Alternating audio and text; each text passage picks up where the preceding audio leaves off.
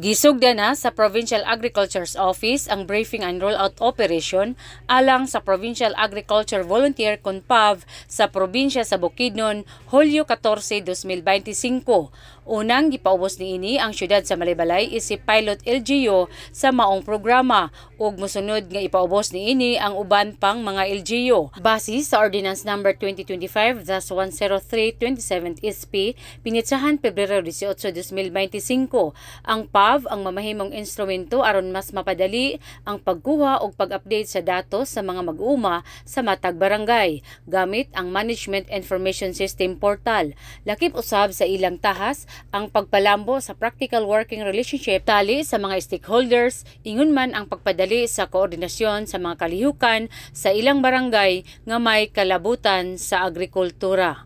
Sa Yuda, Bukidnon, Charlene Carampil, nagabalita.